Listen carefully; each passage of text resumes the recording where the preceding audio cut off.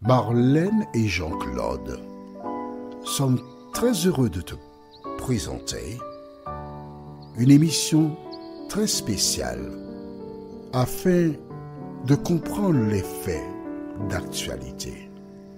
Merci pour ta fidélité. Merci en vérité de nous recevoir. Nous débutons une nouvelle série et je profite pour saluer Marie-Jo de Toulouse. C'est elle qui a fait cette demande. Expliquer le sacrifice d'Isaac. Nous avons une seule référence. Elle se trouve au livre de Genèse, chapitre 22, les versets 1 et 2. Genèse 22, les versets 1 et 2. Nous aurons un ensemble de 24 sujets qui permettront de comprendre le sacrifice d'Isaac. Je profite pour remercier Marie-Jo parce que sa question m'a incité à faire beaucoup de recherches. À première vue, des gens pensent que c'est une chose facile. Mais le sacrifice d'Isaac, la demande de Dieu, est quelque chose d'extraordinaire. Avant d'aborder le thème, recherchons la présence du Saint-Esprit qui seul nous conduit toujours dans toute la vérité. Prions. Éternel, grande est notre joie, car toutes les expériences que nous trouvons dans la Bible ont été écrites pour notre instruction,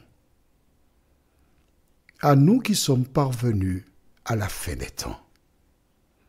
Tandis que nous ouvrons le Saint-Livre, cet esprit, merci de nous conduire dans toute la vérité et permet qu'au terme de ce moment, nous puissions comprendre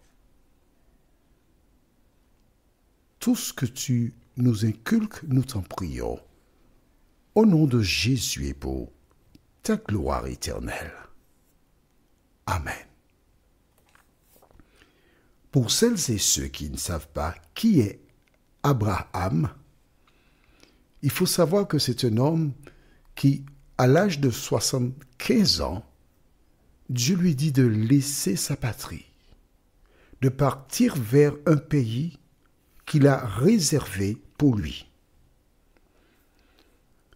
En ce temps-là, Dieu s'adressait aux hommes directement. Et Abraham avait une telle relation avec le Créateur qu'il n'a pas hésité un seul instant. Conformément à l'ordre de Dieu, il a dit à son épouse, alors à l'époque il s'appelait Abraham, son épouse c'était Sarai. Il a dit à son épouse, Dieu m'a dit de partir, nous partons. Son épouse ne lui a pas posé de question, mais où vas-tu? Où irons-nous? Mais est-ce que tu es sûr que c'est Dieu qui t'a parlé? Est-ce que tu ne veux pas réfléchir un instant? Non. Et le neveu, Lot, qui probablement avait de bonnes relations avec son oncle, il s'est levé, il a dit, je pars avec toi aussi, tonton. Et voici cet homme qui laisse son héritage. À l'époque, il n'y avait pas beaucoup de personnes sur terre, et il s'en va vers l'inconnu. À travers l'appel de Dieu, il montre à toute personne qui s'approche de lui comment elle ou il doit agir lorsque Dieu parle. Et ils sont partis. Ils ne savaient pas où ils iraient, mais ils savaient que l'Éternel était avec eux. Ils eurent différentes expériences et cette femme qui était stérile, elle enfanta un fils. Et un jour, Dieu fait une déclaration, et nous prenons nos Bibles dans le livre de Genèse, chapitre 22.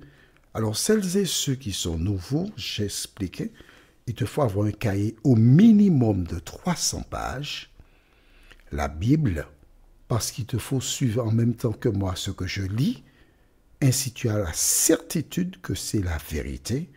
Et deuxièmement, il faut prendre des notes pour ne pas oublier. Dans Genèse 22, versets 1 et 2, nous lisons. Après ces choses, Dieu mit Abraham à l'épreuve et lui dit, Abraham, et il répondit, me voici. Dieu dit, prends ton fils, ton unique, celui que tu aimes, Isaac, va-t'en au pays de Morija, et là, offre-le en holocauste sur l'une des montagnes que je te dirai. Et nous nous arrêtons ici. Il y a plusieurs points à retenir. Dieu appelle Abraham. Abraham, là, il est devenu Abraham.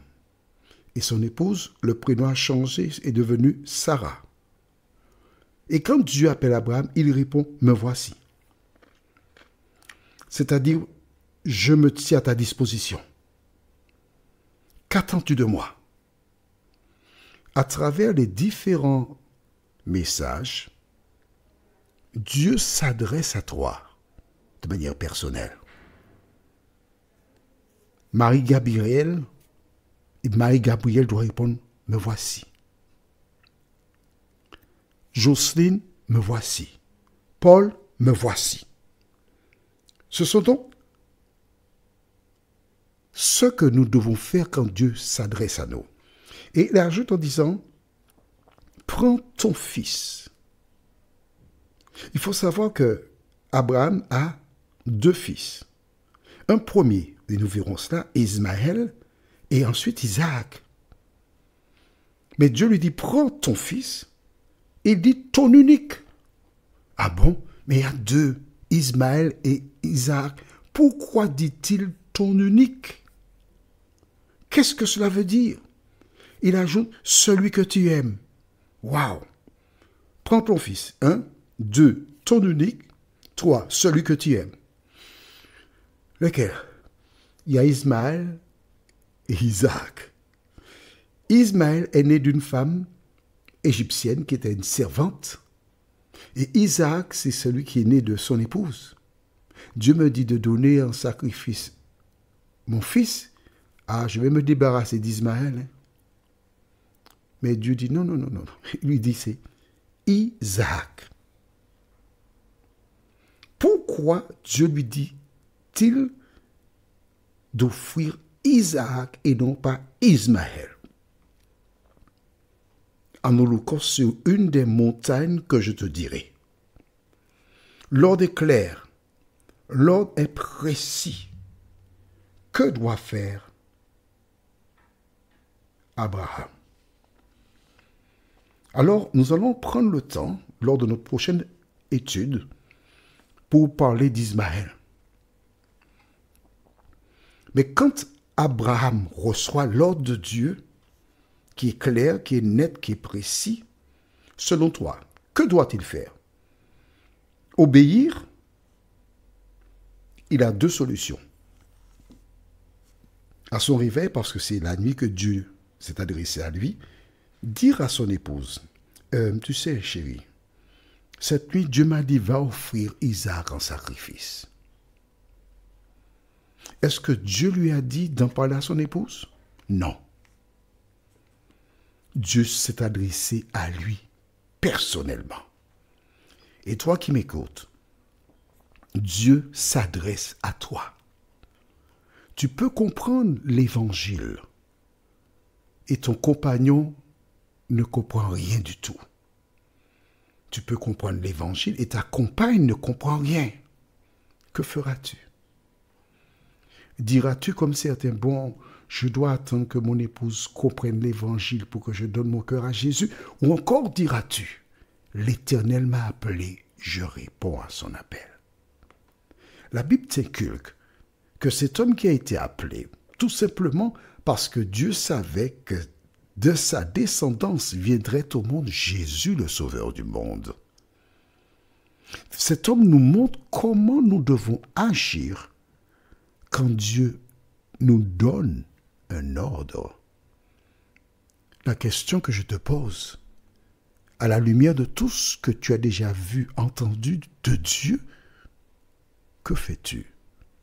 Est-ce que tu réponds comme Abraham, « Me voici, Seigneur.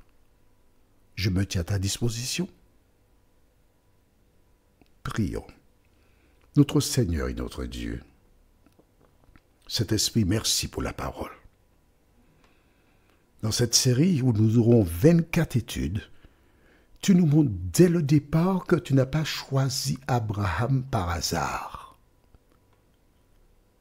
Mais c'est un homme qui avait la crainte de Dieu et était prêt à obéir à la parole.